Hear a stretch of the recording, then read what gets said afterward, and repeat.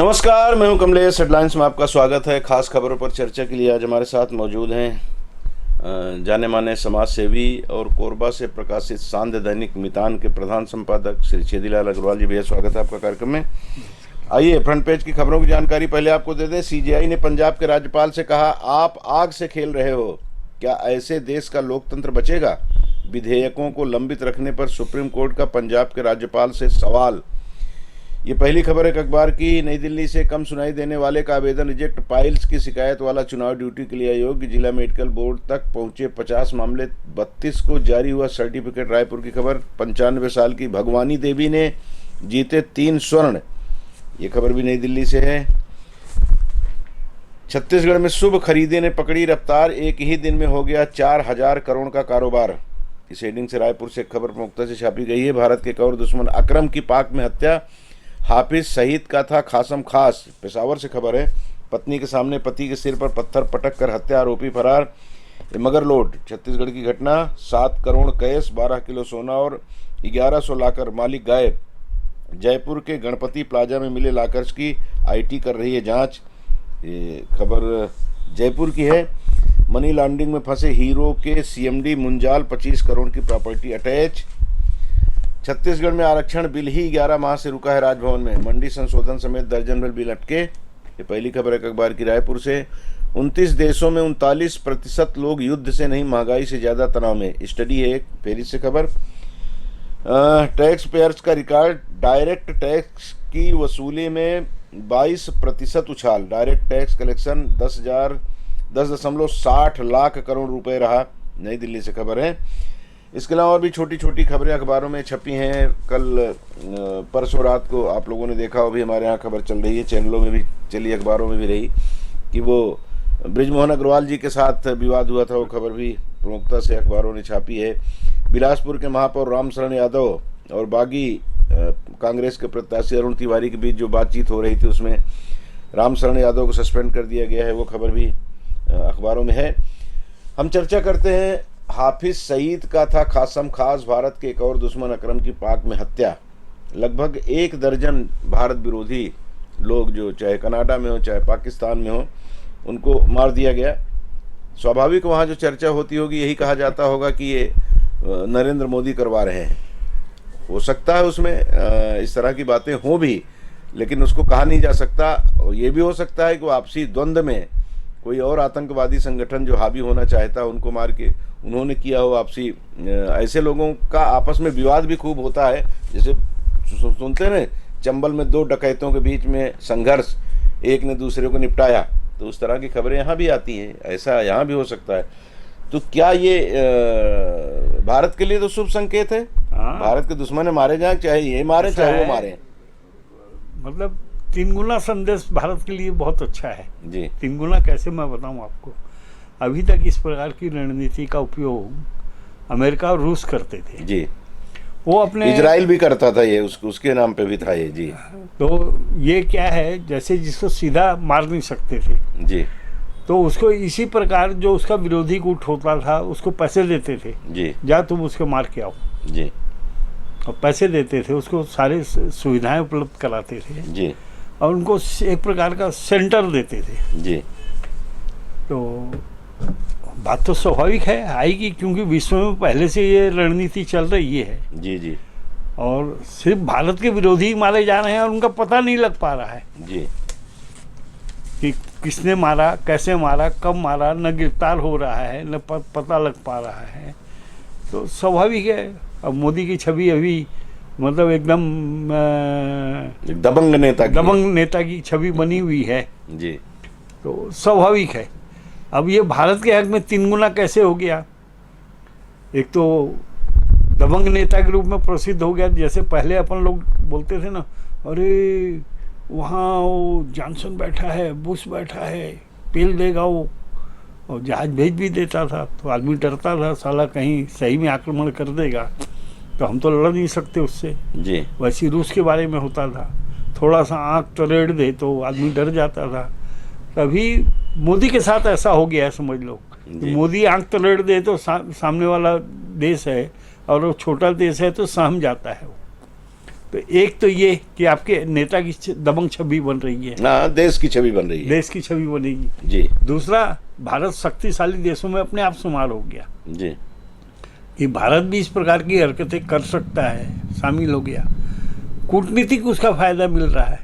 जी और आप देख लीजिए, जो पाकिस्तान छोटी छोटी घटनाओं के बारे में चिल्लाता था, चुप बैठा हुआ है।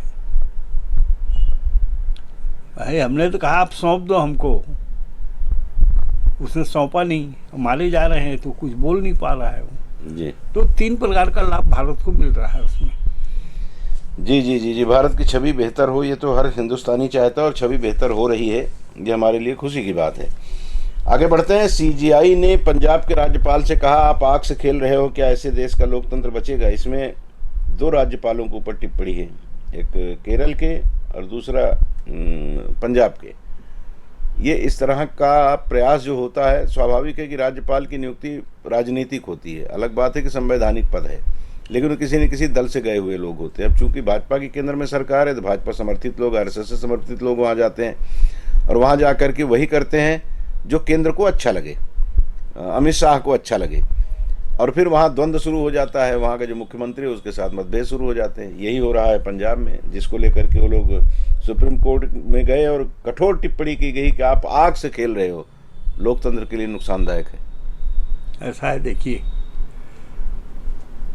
ये जो बहस है, मेरे विचार से ना, मेरे विचार से लोग सहमत हों ये जरूरी नहीं है जी, पर मेरे विचार से अभी जो बहस चल रही है ना, देश के हित में है जी, क्योंकि बहस चलेगी, मुद्दे निकलेंगे, मुद्दों पर आखिर में कभी न कभी, आज नहीं 6 महीने बाद, 1 साल बाद, 2 साल बाद निष्कर्ष पे पहुंचेंगे ना जी, और चूंकि प्रजातंत्र है, निष्कर्ष क्या रहेगा? प्रजातंत्र के अनुकूल रहेगा। जी, तो ये जितनी कमियां रह गई हैं, हमारे संविधान निर्माताओं ने जिन घटनाओं के बारे में कल्पना भी नहीं की थी कि ऐसी भी परिस्थितियां हिंदुस्तान में आएंगी, जी, वो उस प्रकार की परिस्थितियां आ रही हैं। जी, तो ये सब होगा। अब जैसे वो महाराष्ट्र का राज्यपाल भी दबा के बैठा है, जी, निर्णय ही नहीं कर रहा है, जी, वैसी छत्तीसगढ़ का राज्यपाल जो है दबा के बैठा है। जी, भाई उसको या तो वापस कर दे जी, या पास करे, मतलब वो अधिकार तो उसको नहीं है ना कि उसको दबा के बैठ जाए वो। जी, उसमें कमियां निकाल दे, कमियां निकाल के वापस कर दे।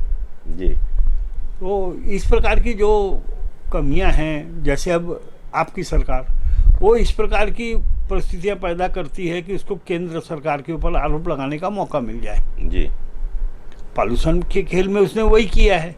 आज वो बोल रहा है कि मैं खर्चा देने के लिए तैयार हूँ, इतने दिनों से नहीं बोला। जैसे रैपिड रेल, पैसा दिया नहीं, जी, आखिर में रैपिड रेल की जो कंपनी है वो कोर्ट गई, तब जाके कोर्ट के आदेश से 424 करोड़ रुपए दिया है। जी, तो ये खतरनाक स्थितियां हैं, देश के विकास में, देश के उत्थान में बाधक बनती हैं। तो बहस होनी चाहिए। जी, जी, जो भी कमियां संविधान में हैं, प्रक्रिया में हैं, कानूनों में हैं, सुधार हो जाएगा सब में। जी। छोटे मुंह बड़ी बात हो सकती है। अंग्रेजों ने जो व्यवस्था अपने यहाँ बना रखी थी, जब वो हमारे यहाँ शासनाधीन थे, उन्होंने कब्जे में करके रखा हुआ था भारत को, तो उस समय जो व्यवस्था थी इसी तरह की व्यवस्था थी। मतलब राज्यपाल हो या राष्ट्रपति हो, उनका काम कोई क्या कितना काम है बताने की जरूरत नहीं। अलग बात है कि उसको महिमा मंडित किया जाता है कि संविधान के रक्षक हैं और इनके जरिए संविधान की रक्षा होती है, लेकिन एक अवरोधक तो बनते हैं वो, अगर आप लोकतंत्र की बात करते हो। अवरोधक नहीं बनते। देखिए क्या है, किसी भी चीज़ का जब आप दुरुपयोग करोगे जी, तो उसका नुकसान दिखेगा, किसी भी चीज़ का जब आप उपयोग करोगे तो उसके फायदे दिखेंगे। आपको जैसे राज्यों को दे दिया, संविधान में लिखित है कि ये अधिकार राज्यों के हैं, ये अधिकार केंद्र के हैं, और ये अधिकार दोनों के हैं। जी, मतलब कुछ अधिकार ऐसे हैं जिसमें दोनों पावरफुल हैं, दोनों अपने अपने ढंग से उसको इम्प्लीमेंट कर सकते हैं। जी, अब उस स्थिति में आप उसमें लूप होल निकाल के आप मान लो केंद्र सरकार को परेशान करोगे या केंद्र सरकार राज्य सरकार को परेशान करेगी, तो नियंत्रण कैसे होगा? कौन करेगा नियंत्रण? अब कड़ी का काम करते हैं, कड़ी का काम करते हैं। जी, सवाल है सारा फर्क नियत का। जी नियत अगर ठीक रहेगी तो सारी चीज ठीक रहती है। जैसे नियत ठीक रहे तो ये सारी बातें आई नहीं, जो जी। बातें अभी आ रही जी। हैं आई नहीं। वहाँ दिल्ली में तो कितना कितना हंगामा केजरीवाल ने किया राज्यपाल को लेकर के, सीधे सीधा वैसे लगता था कि नहीं, मुख्यमंत्री वो सीधा उसने किया, पर क्या उसको अधिकार थे क्या? उन नहीं थे, अधिकारों को ठीक- ले ठीक सकता है क्या? जी, नहीं ले सकता। तो उस अधिकार के लिए तरीके से लड़ाई करे था ना, जी। तरीके से लड़ाई तो करता तरीके से तो गए कोर्ट, ये लोग गए और जिसमें सुप्रीम कोर्ट ने कहा कि आप आग से खेल रहे हो। नहीं, ये बहुत तो बड़ी बात इसमें है। कह दिया। जी अब जो पराली जल रही है उसके बारे में क्या करेंगे ये लोग, क्या बोलेंगे? कानूनी वापिस ले लिया ना इन्होंने। जी पराली जलाने का कानून पंजाब सरकार ने बनाया था, उस कानून को वापस ले लिया जी कि नहीं, किसान तो हमारे भाई हैं, हमारे समर्थक हैं, ये पराली कैसे जलाएंगे। उनका सारा दंड भी माफ़ कर दिया, सारी सजा भी माफ़ कर दी, जी। जो जेल में थे उनको भी छोड़ दिया। अभी पराली जल रही है। तो आप सरकार ने किया ना, हाँ, तो फिर क्यों केजरीवाल चिल्ला रहे हैं कि हमारा बिल्कुल हमको सांस लेना मुश्किल हो गया? मेरी बात आपकी सुनिए पार्टी ना। का ही मुख्यमंत्री मेरी है। बात सुनिए ना, यही तो मैं जो बोल रहा हूँ, जो संविधान में जहाँ जो लूप होल हैं, जी अब उसको लगा कि मैं केंद्र सरकार के ऊपर ठीकरा फोड़ूंगा, जी। केंद्र सरकार बदनाम होगी। अब यह है कि मोदी की किस्मत अच्छी है जी कि वो बदनाम होने के बाद भी उसमें से चमक के बाहर निकलता है वो जी जी वो जी एक अलग मैटर है। जी। तो ये जो बहस हो रही है ना, इस बहस से ठीक है वो, आपको मतलब अच्छा लगता है, वहाँ आप मुँह में ताव देने लग जाते हो, जी जहाँ थोड़ी सी कठिनाई आती है वहाँ रोने लग जाते हो। जी जी। अब छत्तीसगढ़ में भी 10 विधेयक अटके हुए हैं। पहले अनुसुईया उइके जी अटका के रखी थी, अब वर्तमान राज्यपाल जो हरिचंदन जी हैं नहीं, वो तो वो भी तरीका ठीक अटके हुए नहीं हैं। है, तरीका ठीक नहीं है। देखिए, जनता ने चुना, जिस भी सरकार को चुना, पक्ष की हो विपक्ष की हो, खराब हो अच्छी हो, उसको चुना गया है, इसलिए उसको अपने ढंग से सरकार चलाने की स्वतंत्रता मिलनी चाहिए। जी आप उसको नियंत्रण करिए आपकी जो प्रक्रिया है उसके तहत। जी अगर वो खराब काम करेगा तो जनता उसको दंड देगी ना। जी जी जनता को समझ में आएगा ना कि ये पार्टी ठीक नहीं है, ये पार्टी गलत है। ठीक है, हमारे देश में भी मतदाताओं की स्थिति अलग है। 20% मतदाता ऐसे हैं जो दारू मुर्गा के आधार पर वोट दे देते हैं, उनको देश में कौन राज कर रहा है, देश के नियम बहुत कायदे मतलब हैं, नहीं उनको होता। मालूम ही नहीं है। जी और 20% जनता सुविधा भोगी है, जी मतलब उनको सुविधाएं जो दे रहा है वही राज करे। जी पॉलिसी से कोई मतलब नहीं है, देश के अच्छे और बुरे से कोई मतलब नहीं है। जी जी और हमारे देश में तो एक और समस्या है, दूसरे किसी देश में वो समस्या नहीं है। यहाँ के जो पढ़े लिखे लोग हैं वो वोट डालने नहीं जाते। जी जी हमको 3 घंटे लाइन में खड़ा होना पड़ेगा, वोट डालने नहीं जाते। जी। तो इस प्रकार की कमियां तो हैं। मतलब अपना प्रजातंत्र जो है भारत का 75 साल का हो गया, जी पर अभी भी परिपक्व नहीं है। उस परिपक्व होने की प्रक्रिया के दौर में चल रहा है। जी जी जी। अभी तमाम विसंगतियां दिखाई दे रही हैं, धीरे धीरे सब ये ठीक और होगा। जैसे जैसे चतुर लोग आएंगे जी जी तो आपके कानून का लूप होल निकालेंगे ना। वकील क्या करता है, जी वही। कानून में जो कमियां रहती है उसी को फायदा लेके अपने क्लाइंट को छुड़वाता है वो। जी जी जी जी। वही छत्तीसगढ़ में भी जो विधेयक रोके गए हैं उनमें एक हम लोगों से भी जुड़ा हुआ विधेयक था, जिसको मुख्यमंत्री ने विधानसभा में पास करवाया था। पत्रकारों के ऊपर किसी तरह की कोई बात होगी तो उसको बहुत सारी औपचारिकताओं को पूरा करना पड़ेगा गिरफ्तारी से पहले। तो अब वो भी अटका हुआ। कई हैं बिल, उसमें आरक्षण बड़ा महत्वपूर्ण बिल है। अब आरक्षण को लेकर के भी बात चल रही है। बिहार ने कर दिया कि हम 75% आपको आरक्षण मैं तो देंगे। बोल रहा हूँ ना, लेकिन- आरक्षण के बारे में मेरी साफ पोजीशन है। आप 3 पीढ़ी या 4 पीढ़ी तक का कर दो आरक्षण, उसके बाद वो आरक्षण से बाहर जो आरक्षण के दायरे में नहीं आया है, मतलब वो आरक्षण का लाभ नहीं ले पाया, उसको लाभ मिले। नहीं ठीक है, लेकिन अब वो चूंकि सुप्रीम कोर्ट ने व्यवस्था दे दी है कि 50% से ऊपर आरक्षण नहीं होगा, उसके बाद भी मेरी बात राजनीतिक लाभ लेने के लिए कर लेते हैं लोग। नहीं नहीं नहीं, देखिए सुप्रीम कोर्ट का निर्णय किस आधार पर है? नियम है? नहीं, कोई नियम नहीं है। उसके पास आंकड़े नहीं थे। जी आंकड़े नहीं थे, इसलिए सुप्रीम कोर्ट ने निर्धारित किया कि वो 50% से ऊपर। उस समय तक आंकड़े जो थे 47, 48, 49% तक ही थे। जी उससे ऊपर के आंकड़े नहीं थे। पिछड़ा वर्ग तो अब जुड़ा है ना उसमें। जी पिछड़ा वर्ग जुड़ने से अब वो संख्या बढ़ गई। सामान्य वर्ग के केवल 12 से 15% रह जाएंगे। जी और प्रत्यक्ष में आप देखो आप तो सामान्य वर्ग के लोग अपने से ज़्यादा जगह काबिज हैं। संपन्नता में करीब करीब सारे के सारे 1-2% को छोड़ दो आप, सारे के सारे संपन्नता में हैं।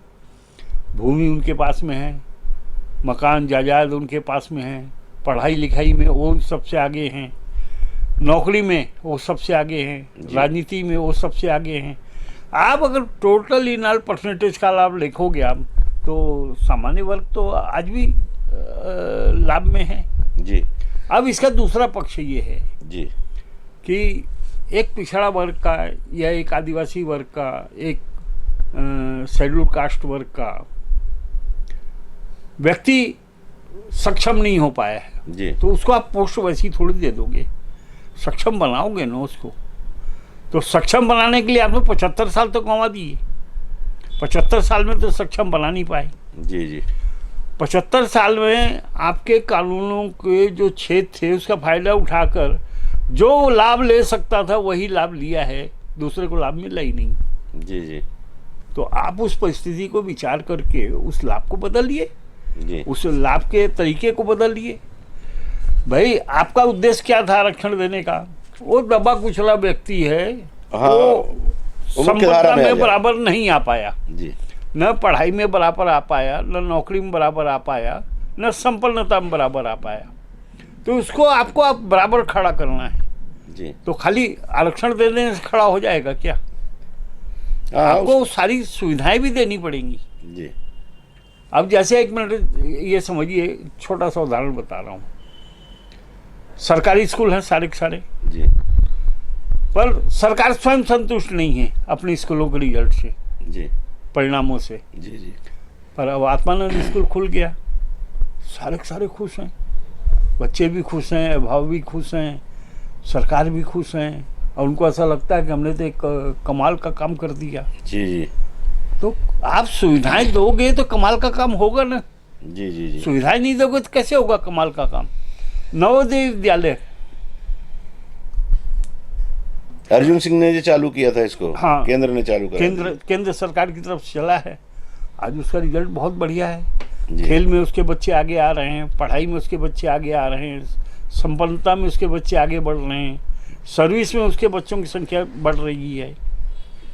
तो आप कुल मिला के फर्क खाली नवोदय विद्यालय बना देने से सब कुछ थोड़ी हो गया, जी जी या क्वालिटी मेंटेन आत्मानंद करना स्कूल होगा। बना देने से थोड़ी हो गया। आपको क्वालिटी मेंटेन करने के लिए वो सारी सुविधाएं देनी पड़ेंगी। जी जी जी तो यही तो लूपहोल है प्रजातंत्र में, इसी पे बहस होनी चाहिए, जी बहस होनी चाहिए, लगातार बहस होनी चाहिए। हाँ ठीक बात है कि आपका एक हाथ कमजोर क्यों है? बस आपके शरीर का ही अंग है, एक भाई हाथ वो कमजोर। हमारे देश का हिस्सा है ना, जी जी हमारे समाज का ही हिस्सा है ना। जी और ठीक है, वो अपनी आदतों से गिरा हुआ है, शराब की लत है, जुए की लत है, अय्यासी की लत है, वो कोई काम सीखना नहीं चाहता, आलस का मारा है, जी। आलसी है, काम ही नहीं करना चाहता, तो गरीब रहेगा, इसको कौन रोक लेगा? हाँ 2000 कमाएगा, शाम तक को खाली हो जाता है तो रहेगा ही, उसकी स्थिति वही रहेगी।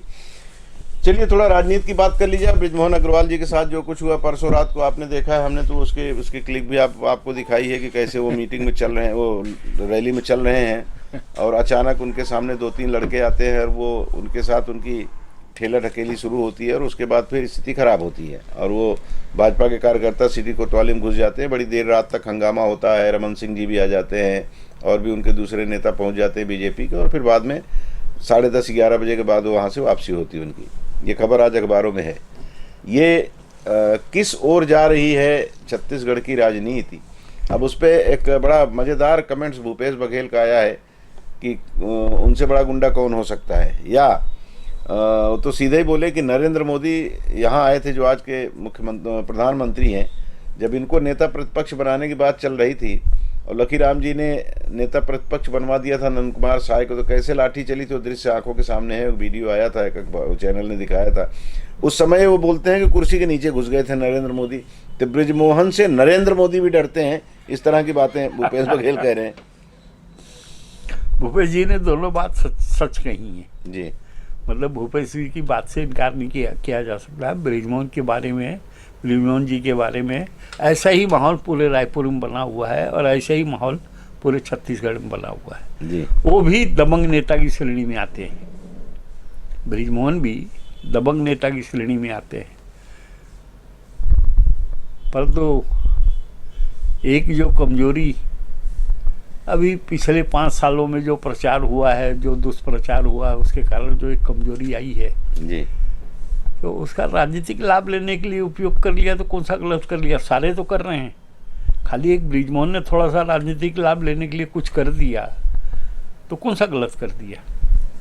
मैं तो बता रहा हूँ, हुआ जो होगा। मतलब मामला छोटा था, बड़ा कर दिया उसको, बड़ा कर दिया, राजनीतिक लाभ लेने के लिए। राजनीतिक लाभ लेने के लिए बड़ा कर दिया उसको। हुआ क्या होगा वो मैं बता रहा हूँ, मेरी कल्पना है। जी मेरी कल्पना सही हो ये भी जरूरी नहीं है, पर मेरी कल्पना क्या है, अभी जो मुसलमानों और हिंदुओं के बीच में जो तकरीरें चल रही हैं, जी मुसलमानों की तरफ से भी चल रही हैं, हिंदुओं की तरफ से भी चल रही हैं, तो मुसलमानों में भी एक जनमानस ऐसा तैयार हो गया है कि हिंदू मतलब हमारा दुश्मन।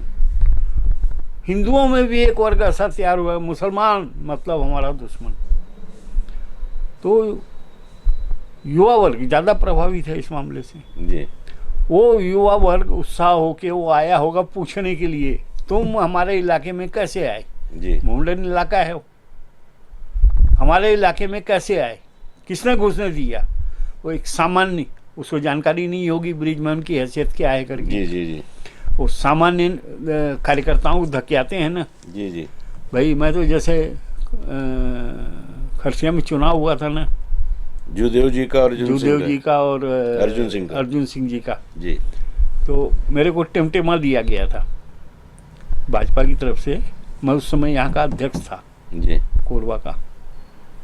टिमटिमा मेरे को दिया गया था। टिमटिमा मतलब गांव है? टिमटिमा नंदेली से लगा हुआ गाँव। अच्छा, हाँ गांव। जी। नंदेली की रिपोर्ट आती थी कि वहाँ भाजपाइयों को घुसने नहीं दे रहे हैं, घुसने नहीं दे रहे हैं।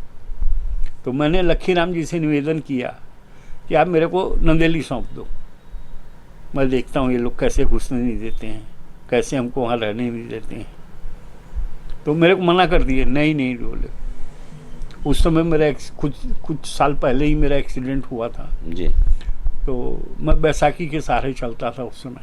नहीं बोले, आपका शारीरिक स्थिति ठीक नहीं है, आपको नहीं जाने देंगे वहाँ। जी। मेरे को जाने नहीं दिए। तो इसी प्रकार की स्थिति मोहम्मदन वर्ग में नहीं है, तो वो आए होंगे और वही साधारण कार्यकर्ता है करके घुसने कैसे देंगे, हमारे इलाके में कैसे घुस गए जी जी करके उसको थोड़ा धके आए होंगे। और बाद में मोहम्मदन समाज के लोग आए, वही लोग उनको मदरसे में लेके गए, मदरसे में सुरक्षित रखा उनको। तो ये खाली अभी जो वातावरण है, जो 5 साल में वातावरण निर्मित हुआ है जी, उस वातावरण को बनाने के लिए हिंदू भी इतने ही दोषी हैं, उतने ही दोषी मुसलमान भी हैं। जी जी जी। और युवा वर्ग आप देख लीजिएगा, जब भी वो पकड़े जाएंगे ना, 20 साल 22 साल 18 साल के बच्चे मिले। हाँ, मतलब अपरिपक्व मानसिकता के लोग होंगे, हाँ। बहुत परिपक्व। और वो खाली ये तकरीरों से, जी, उत्तेजक तकरीरों से प्रभावित हैं वो। जी जी जी जी, जो नहीं होना चाहिए, नहीं होना चाहिए। अब बृजमोहन की गलती ये है कि वो छोटा सा मामला था, अपने चुनावी लाभ लेने के लिए उसने बड़ा मामला बना दिया उसको। अच्छा, उसके सामने जो कैंडिडेट है वो भी दमदार है। हाँ, महंत जी, रामचंद्र दास महंत जी, उस इलाके के समझ लो बहुत ज्यादा प्रतिष्ठित। मतलब वो उससे फिर ये हो सकता है कि चाल चली गई हो कि महंत जी चूंकि मठ है, एक मठ के शिवनारायण के वो मठाधीश हैं, तो उसका लाभ लेकर के कहीं हिंदू वोट न बटे, इसलिए उसको ऐसा खेल दिया गया। अब क्योंकि उन्होंने कहा ना कि महंत को जिताने के लिए ऐसा कर रहे हैं। हाँ। एजाज ढेबर और उनके परिवार पे आरोप लगाया महापौर के ऊपर उन्होंने कि ये उनको जिताने के लिए इस तरह की हरकत कर रहे हैं। तो मतलब तो वही हुआ जो आप कह रहे हैं, कुल मिला लाभ लेने वाली अब बात। उसका दोनों अपने अपने पक्ष में उस विश्लेषण को निकालेंगे वो। जी जी जी, क्योंकि दोनों के पक्ष में लागू होती है बात हो। जी बिल्कुल बिल्कुल।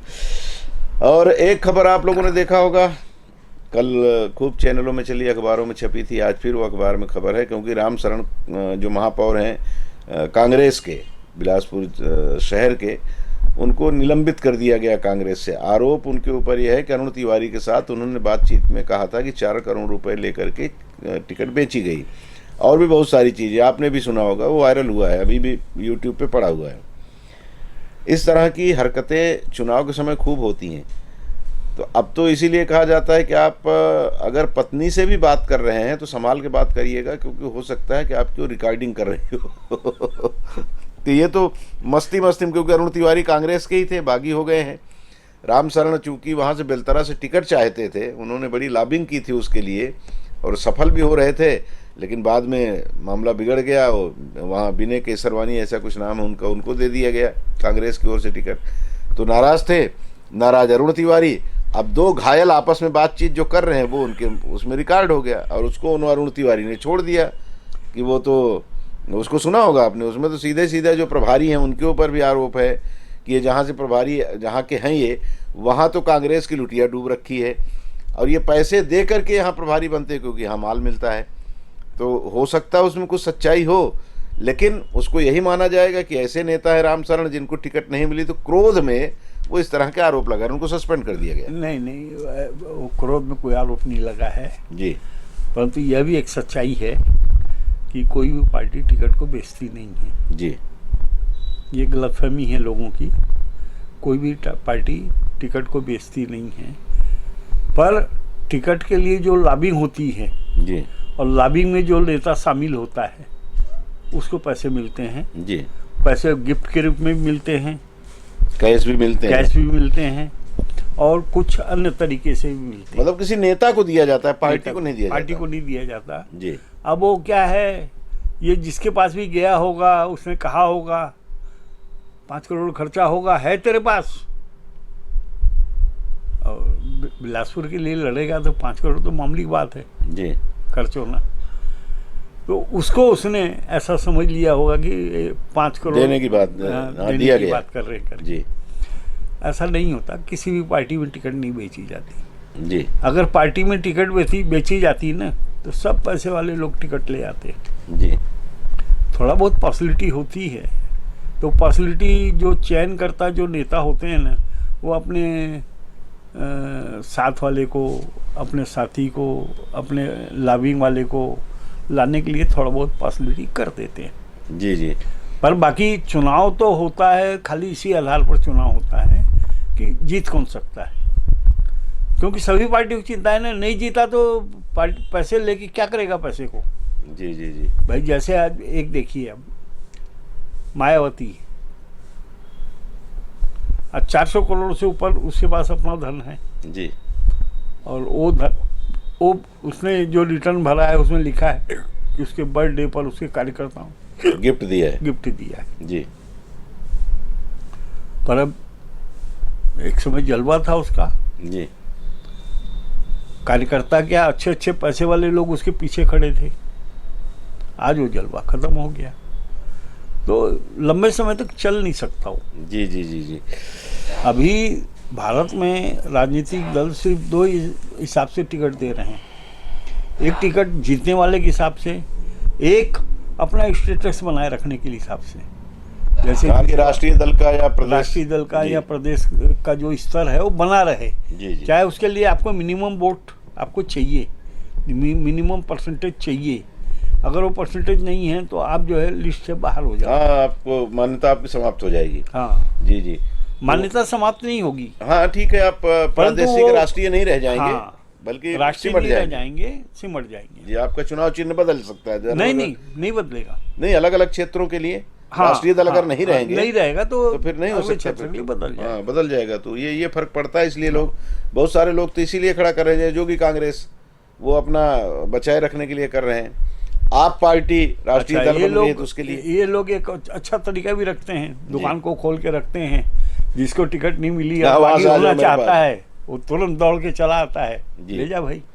जी, जी, वही हुआ है छत्तीसगढ़ में भी, हर जगह यही हो रहा है। हाँ, हाँ। और उसका तो फायदा राजनीति का जी, जो ट्रेंड बना हुआ है जी, हिंदुस्तान में तो ऐसे ही बना हुआ है, तो इस ट्रेंड को बदलने में काफी टाइम लगेगा। जी, इन नकारात्मक खबरों के बीच में एक सकारात्मक खबर है। टैक्स पेयर्स का रिकॉर्ड, डायरेक्ट टैक्स की वसूली में 22% का उछाल, जिसका पहले विरोध हो रहा था, अब तो माल ही माल आ रहा है केंद्र के पास। इसीलिए बोल रहे हैं कि हम हर विवाहित महिला को हर साल मिलेगा 12,000 रुपये। नरेंद्र मोदी घोषणा कर रहे हैं। ऐसा है, देखिए, जब मैं चेंबर की राजनीति करता था, जी, चेंबर में पदाधिकारी था, तो उस समय 700-800 करोड़ रुपए इनकम टैक्स से आता था जी। और उस 700-800 करोड़ में आधा पैसा नौकरी पेशा वाले लोगों से आता था जी। नौकरी पेशा वाले अपनी इनकम को छिपा नहीं सकते थे। हाँ, तो एक नंबर में पेमेंट तो होता है पे करना पड़ता था। जी। मैं अपने भाषण में हमेशा बोलता था, सरकार क्यों गले में बांध रखी है इसको। 700 करोड़ रुपए आता है, कोई इतना बड़ा अमाउंट नहीं है, पर कितने लोग झंझट में फंसे रहते हैं इसमें। या तो तरीका बदले और या फिर इसको ख़त्म करे। जी। हमेशा मैं अपने तर्क देता था। आज वो 11 लाख करोड़ पहुंच गया। जी। 11 लाख करोड़ कम अमाउंट नहीं होता, बहुत बड़े अमाउंट होता है जी। भाई। नेहरू, शास्त्री, अटल जी के समय पूरा बजट ही 15 लाख करोड़ के आसपास का उठा था। जी। अब तो खैर अब बहुत आगे बढ़ बढ़ते गया जा जी। रहे हैं और मोदी जी ने तो घोषित कर दिया कि 27 तक $3 मिलियन तीसरी अर्थव्यवस्था बन जाएंगे हाँ। हम दुनिया की। दुनिया की तीसरी अर्थव्यवस्था बन जाएंगे। छोटी मोटी बात नहीं है, बहुत बड़ी बात है। जिसको लेकर के लोग डराते थे, अब उसका फायदा दिख रहा है। फायदा दिख रहा है, लोग भी अब उसका महत्व समझने लग गए ना। जी। मैं एक बात और बोलता था, जब मैं चैम्बर की राजनीति करता था तो मैं व्यापारियों को एक ही चीज़ बोलता था, आपको लगता है कि आपका जो बिजनेस है, आपका जो व्यापार है, आपकी जो संपत्ति है 10-15 लाख तक रहने वाली है, उससे ऊपर नहीं बढ़ने वाली, तो आप खूब चोरी करो, आपका कोई कुछ नहीं बिगाड़ सकता। पर आपको ऐसा लगता है कि नहीं, आज तो हमारी पूंजी 5 लाख की है, तो आने वाले 20 साल में तो ये 2 करोड़ की हो जाएगी, फिर आने वाले और 20 साल में ये फिर 10 करोड़ की होगी। तो आप उस समय झमेले में फंसने की बजाय अभी से शुरू कर दीजिए, हिसाब रास्ता रखना निकालिए। चालू कर दो आप। जी। और आप जो है ना, भारत की जो वर्तमान स्थिति है उसी स्थिति से आपसे ये मान के चलो 50% आपका नंबर 1 में होना चाहिए। 50% को आप नंबर 2 में रख लोगे तो दिख जाएगा, मतलब उस 50% नंबर 1 के पीछे हो, 50% नंबर 2 भी दिख जाएगा। जी। और अब कुछ कुछ लोगों को समझ में आ रही है, क्योंकि लोगों के पास पैसा बढ़ रहा है, संपत्तियां बढ़ रही हैं। जी। जी। जी। बढ़ रहा है इसलिए कि बाजार में रौनक है। कल धनतेरस हम लोगों ने मनाई, खबर है, धनतेरस पर बाजार में आया बूम, 250 करोड़ की धन वर्षा। अब पता नहीं कहाँ से रिकॉर्ड भी मिल जाता है इतना जल्दी। ऑटोमोबाइल से लेकर ज्वेलरी में देर रात तक हुई खरीदारी, ये कोरबा की खबर है। और फ्रंट पेज की खबर हमने आपको बताई कि 4000 करोड़ रुपए का छत्तीसगढ़ में कारोबार हुआ है। इस तरह की खबरें हैं। सीधी सी बात है कि व्यापारी के पास लोग तभी आएंगे जब उनकी जेब में माल होगा। और व्यापारी भी जो उसमें पैसा खर्च करते हैं, वो तरह तरह की विभिन्न प्रकार की एक एक चीज़ की। अब आजकल तो, पहले तो एक ऑप्शन आप लोगों के पास नहीं होता था, एक स्कूटर है वेस्पा की तो है, आपको उसको 6 महीने पहले बुक कराना पड़ेगा और उसका कुछ एडवांस देना पड़ेगा। पहले प्रोडक्शन ही नहीं था, प्रोडक्शन नहीं था।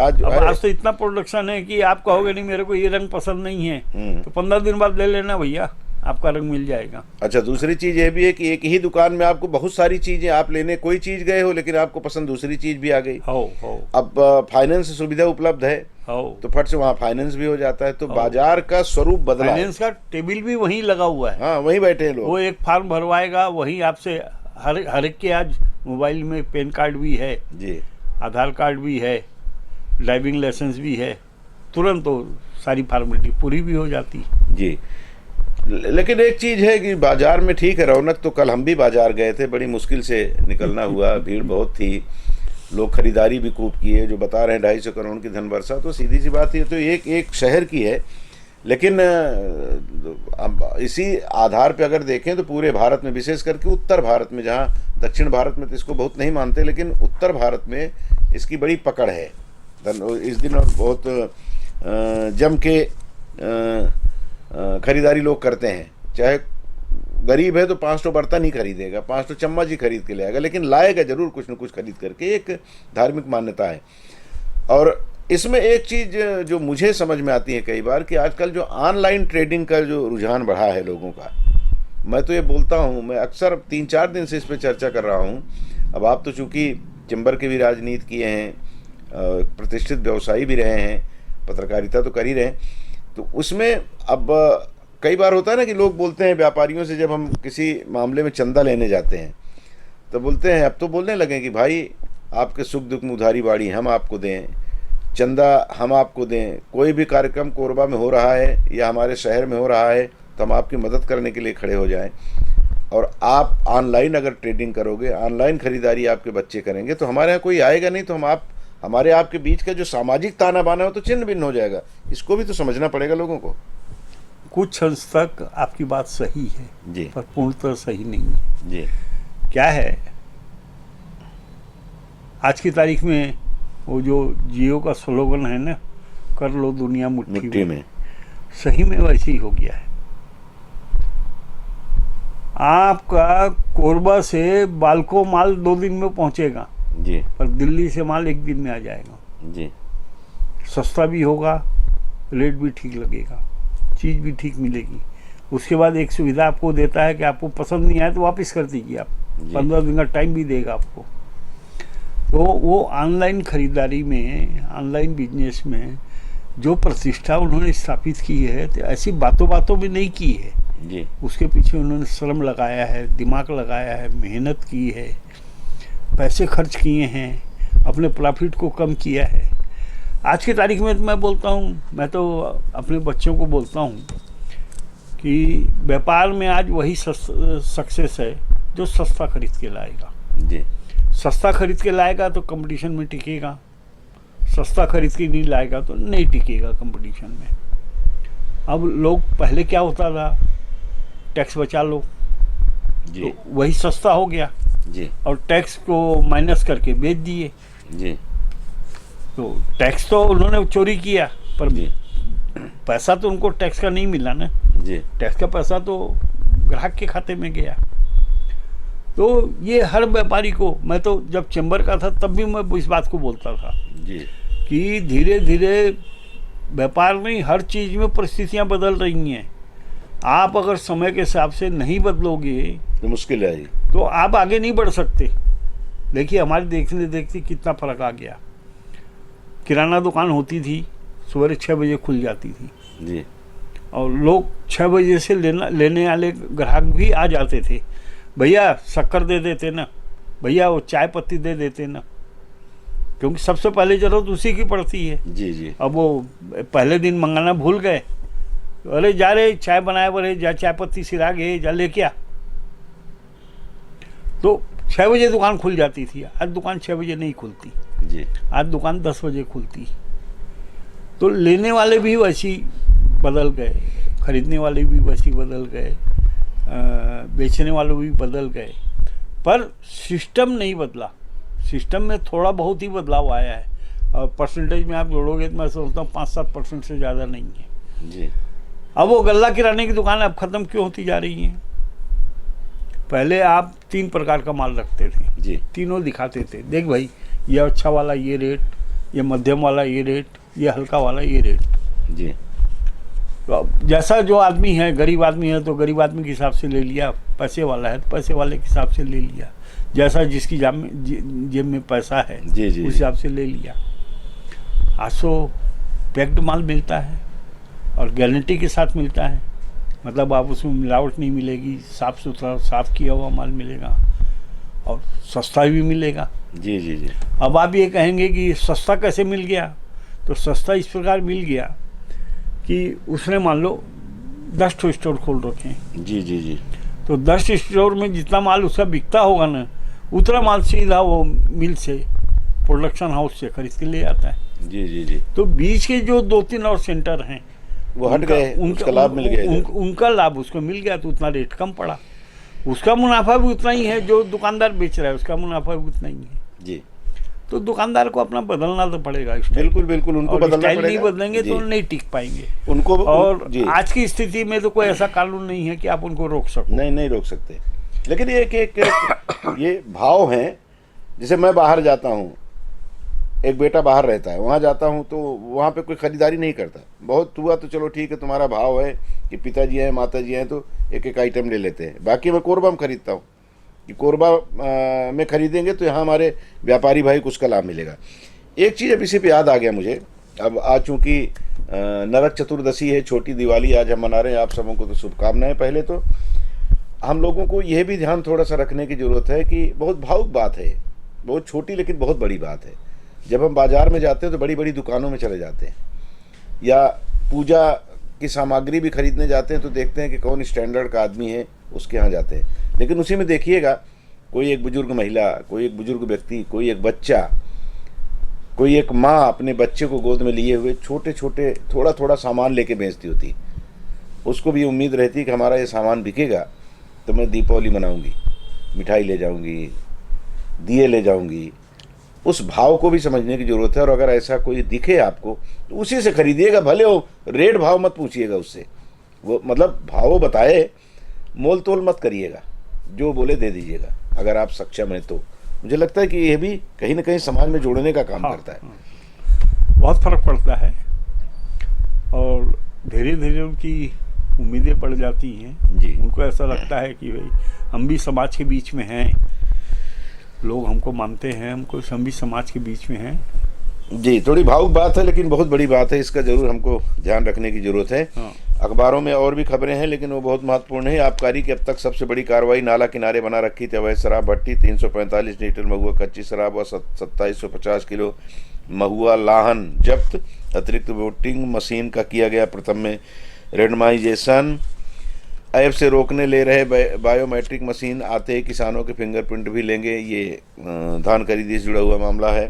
थर्मल पावर प्लांटों की चिमनियों में लगेंगे GD सिस्टम। सिर्फ 2 घंटे ही फोड़ सकेंगे पटाखे। सीरीज वाले पटाखे व लड़ियों की बिक्री पर रोक, लेकिन बिक रहा है, उस पर मैं चर्चा करूं आखिरी में। उससे पहले हम लोग, अभी शहर में जाम खूब लग रहा है, हम रोज़ इस खबर को दिखा रहे हैं, अखबारों में छप भी रहा है। और जाम लगने का कारण यही है कि अब वो कभी एक ज़माने में हम लोगों यहीं कोरबा में जब नवयुवक थे तो उस समय शहर में 2, 4, 10 गाड़ियाँ हुआ करती, 4 पहिया वाहन, मोटरसाइकिलें ज़्यादा होती तो उनसे ज़्यादा साइकिलों की संख्या होती थी। आज वो स्थिति नहीं है। आज हर घर के सामने में एक 4 पहिया वाहन खड़ा है। शहर की स्थिति बड़ी ख़राब हो जाती है, विशेष करके इस त्योहारी मौसम में। और स्थिति और ज़्यादा तब खराब हो जाती है जब ट्रेन निकलती होती है। हमारा शहर बिल्कुल रेलवे क्रॉसिंग का शहर है। आप शहर के एक कोने से दूसरे कोने जाना चाहते हैं तो कम से कम ये कंपलसरी है कि एक तो क्रॉसिंग आपको मिलेगी ही मिलेगी, उसको बिना क्रॉस किए आप जा ही नहीं सकते हो। ऐसे शहर में जहाँ रेलवे क्रॉसिंग की इतनी ज़्यादा अधिकता हो, जाम में फंसते हो लोग, क्या इससे कभी मुक्ति मिल पाएगी? मिल जाएगी जी। आपको एक घटना याद दिलाता हूँ मैं। जी। अभी जो कलेक्टर साहब हैं, ये जैसे इन्होंने चार्ज लिया यहाँ, जी, चार्ज लेते ही इन्होंने रेलवे के अधिकारियों को बुला के एक ही बात कही, मैं नहीं जानता आप कैसे चलाओगे, कैसे करोगे, पर हर 15 मिनट के बाद गेट खुलना चाहिए। जी। बस ये नियम भी है, 15 या 17 मिनट का नियम है, उससे ज़्यादा देर को गेट बंद नहीं कर सकते ये। जी। विशेष परिस्थिति में आधा घंटा बंद कर सकते हैं। जी। उससे ज़्यादा बंद नहीं कर सकते हो। तो रेलवे के अधिकारियों ने क्या किया, गेवरा से जो ट्रेन आती थी आके खड़ी हो जाती थी, जी, उसके बाद गेट को बंद करते थे। जी। और फिर ट्रेन को निकालते थे। जी। तो ये कोरबा की तरफ से जो आती थी वो क्रॉसिंग पहले एक सिग्नल लगा हुआ है, वहाँ जी। खड़ी हो जाती थी। जी। फिर उसके बाद गेट को बंद करते थे और गाड़ी को निकालते थे। जी। तो कुल मिला के ये जब एक बार हो सकता है और 2-3 दिन तक रहा भी, फिर रेलवे के अधिकारियों का सुर बिगड़ गया, समझ लो, उन्होंने उसको इम्प्लीमेंट करना। हाँ, वो तो अपने आप को दादा समझते हैं। जी। तो उसके इस प्रक्रिया को लागू कर दिया जाए, रेलवे का भी कोई नुकसान नहीं है, पब्लिक को भी कोई नुकसान नहीं। तो कलेक्टर साहब को फिर टाइट करना चाहिए कि एक बार आपने कहा, तो निर्देश दिया, साहब के उसमें ध्यान में लानी पड़ेगी ना। जी। तो या तो नेता लाएं या सामाजिक संस्थाएं हैं वो जाके कलेक्टर साहब को बोलें कि आपने जैसा किया था वैसा इम्प्लीमेंट करवाइए आप।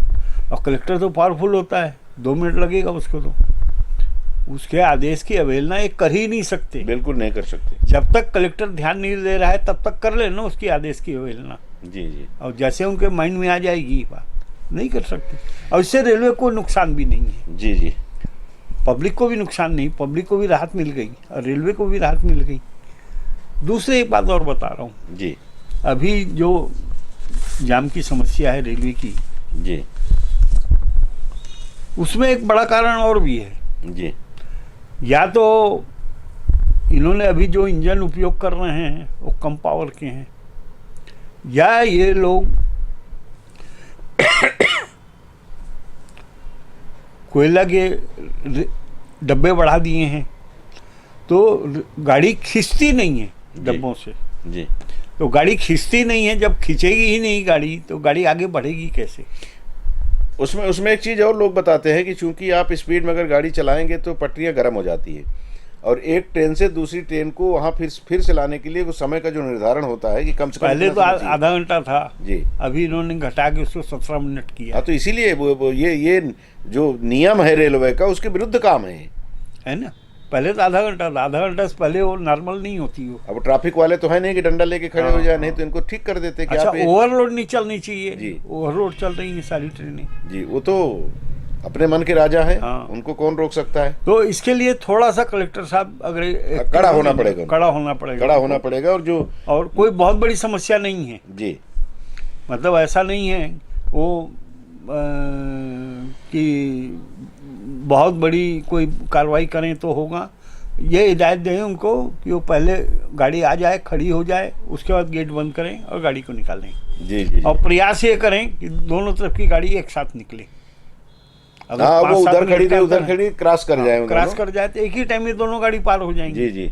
लेकिन यहाँ तो वही है ना कि वो अपने आप को ये मान के तो चले इसको हैं क्या कि है, हम जो चाहेंगे कलेक्टर वही साहब के करेंगे। ध्यान में ये बात लानी पड़ेगी। जी बिल्कुल बिल्कुल। ये आपने ही इम्प्लीमेंट किया था, पर आपने ये उनको नहीं बताया था ऐसा करना है करके। जी। आपने ये हिदायत दी थी, मैं नहीं जानता आप क्या करोगे, कैसे करोगे, पर हर 15 मिनट के बाद गेट खुलना चाहिए। बिल्कुल बिल्कुल। वैसा अगर होगा तो स्वाभाविक है कि हम जो फंसते हैं घंटों घंटों वहाँ, और फिर उसके बाद जब फाटक खुलता है तो जो भाग दौड़ शुरू हो जाती है, उसमें गाड़ियों में रगड़ना, फिर एक्सीडेंट की संभावनाएं बढ़ जाती हैं। बिल्कुल। तो उससे सबसे भी मुक्ति मिलेगी। और ये ऐसे समय में कई बार ऐसे दृश्य दिखते हैं कि कोई गंभीर बीमार एम्बुलेंस में पड़ा है और एम्बुलेंस बाहर नहीं निकल पा रही है, चाहे रेलवे जाम हो चाहे वैसे भी बाजार में जाम हो, है किसी को इमरजेंसी काम में जाना है जी, वो फंस जाता है, तो उसको थोड़ा सा ध्यान कलेक्टर महोदय को देना होगा, तब जाकर के कलेक्टर साहब चाहेंगे तो हो जाएगा। हाँ, वो बहुत बड़ा काम उनके लिए नहीं है, हम लोगों के लिए बड़ा लग रहा है, बाकी सबके लिए है, हमारे लिए बड़ा है। और नहीं तो फिर चुनाव हो जाए तो चुनाव के बाद फिर एक बार मन तो होता है, चर्चा करते हैं जब रेलवे की समस्या की बात आती है कि कुछ किया जाए, लेकिन हम लोग भी अपने दुनियावी ज़िंदगी में फंस जाते हैं और आगे नहीं बढ़ पाते।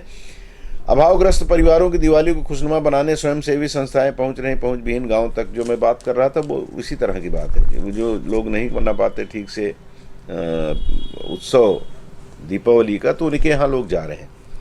ये राजनेता जो अभी वोट प्राप्त करने के लिए बहुत कुछ करते हैं, इनका भी एक हिस्सा अगर इन लोगों के पहुंच जाए, अगर यहाँ दारू भाई ठीक है, वो तो पहुंचता ही है, जो एक बोतल बांट रहे हैं उसको अद्धी कर दो, और मुर्गा के रूप में पहुंचता ही है, लेकिन उनके पास बहुत कम पहुंचता है। यहाँ तो एंटीकुटी चलती है या नाम भी याद है कुछ शराब का, तो लेकिन उनके पास तो एक तो पौवा पहुंच गया, बस उसी में बेचारे खुश हो जाते हैं, तो उनकी दीपावली नहीं बन पाती। उतनी उनकी सोच भी है, उससे ऊपर की सोच भी नहीं है जी, लेकिन फिर दिवाली कहाँ मन पाती है उनकी। ये तो दारू हो गई, बाकी चीजों की भी जरूरत वही दिवाली है, समझ लो ना। उनको जिस दिन उनके मनपसंद दारू पीने को मिल गई और मुर्गा खाने को मिल गया, वही उनकी दिवाली है।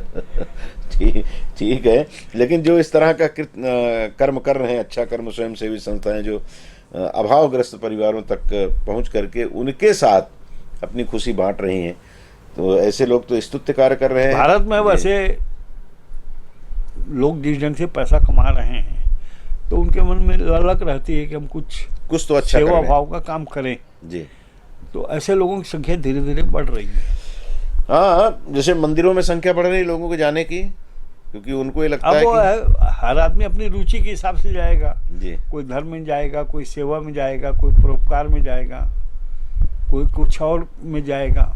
हाँ, कई लोग तो फोटो खिंचवा के खुश हो जाते हैं वो कि चलो ठीक ठीक है, है, लेकिन चलता है सब। चलता है। जाएं तो आप उनके बीच में तो जा रहे हैं, उनकी दुख तकलीफ को देख रहे हैं, कुछ समझ रहे हैं, उनसे चर्चा कर रहे हैं, तो भी उनको लगता है कि वे शहर के लोग हमारे बीच में आए, हमारी दुश्वारियों को समझने की कोशिश किए।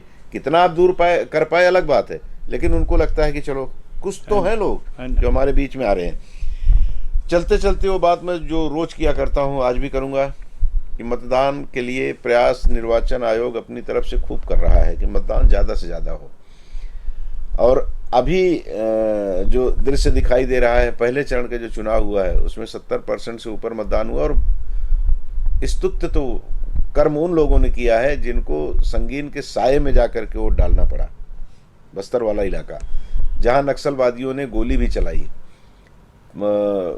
वर्दीधारियों को घेर लिया, लेकिन उसके बाद भी ऐसे क्षेत्र में भी 40 से 50-60% अगर मतदान हुआ है तो सीधी सी बात है कि हमारे देश में लोकतंत्र, जिसकी बात हमने शुरू की थी, लोकतंत्र कहीं ना कहीं मजबूत हो रहा है ना, हो रहा है ना। और सबसे बड़ी बात बताऊं कि विपक्षी दल बोल देता है जरूर कि चुनाव आयोग इशारे में काम कर रहा है, सत्ता के इशारे में, परंतु ऐसा एक भी प्रमाण विपक्षी दल दे नहीं पाए हैं। और चुनाव आयोग सही में हर वो सारे उपक्रम अपना रहे हैं जिससे मत का प्रतिशत बढ़े। जी, अभी जो उन्होंने घर से मतदान करवाया है जी, बहुत स्तुतिकारी है।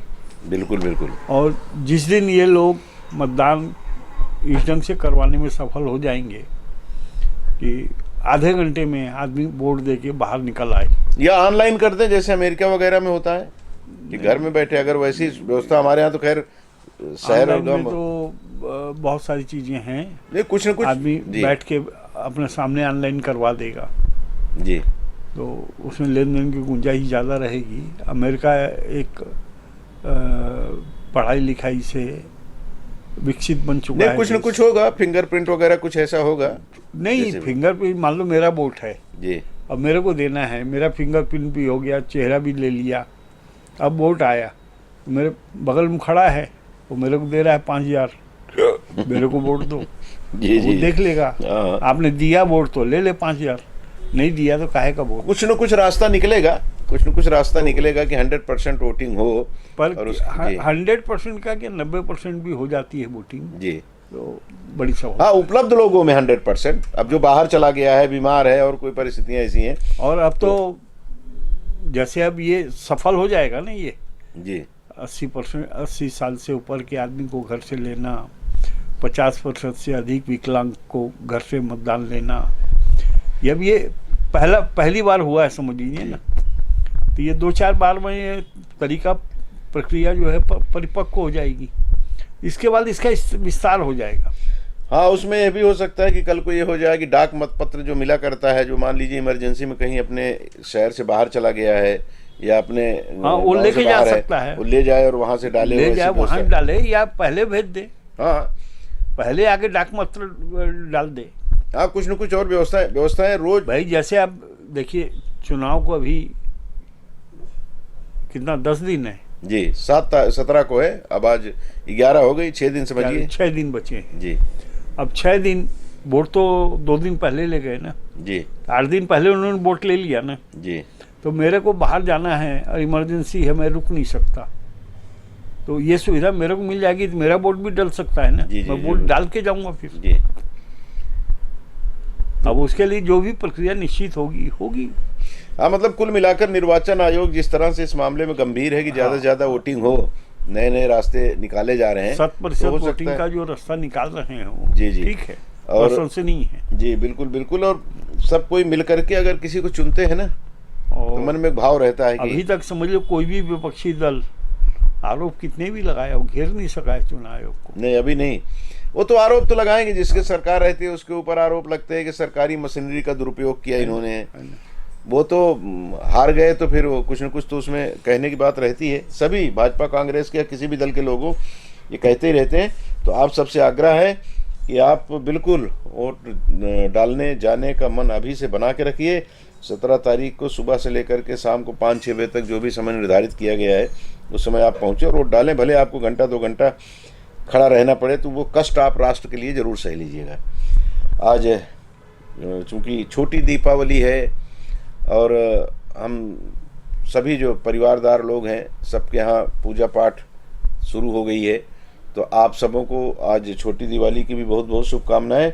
और चूंकि कल दीपावली है तो कल संडे भी है, तो कल हमारी आपकी मुलाकात नहीं होगी, तो इसलिए आज ही दीप पर्व की भी शुभकामनाएं दिवाली हम बड़ी सबके दिवाली दोनों की शुभकामनाएं स्वीकार करें और खूब आनंदित रहें। माँ लक्ष्मी आपके घर में वास करें, भगवान गणेश जी आपके सारे संकट हरें, यही शुभकामना। और खूब मस्ती से इस त्यौहार को मनाएं। और एक आग्रह जो हम लोगों ने किया है कि छोटे जो लघु व्यवसायी कह लीजिए, उनको एक दिन के व्यवसायी, उनसे खरीदिए, तो जो रेट वो बोले उस रेट में उस सामान को ले लीजिए ताकि उनके घर में भी बढ़िया से दीपावली मने। बहुत बहुत शुक्रिया आपको कार्यक्रम देखने का, और भैया बहुत बहुत धन्यवाद, आप सुबह सुबह हमारे दर्शकों के लिए समय निकाले, बहुत बहुत शुक्रिया।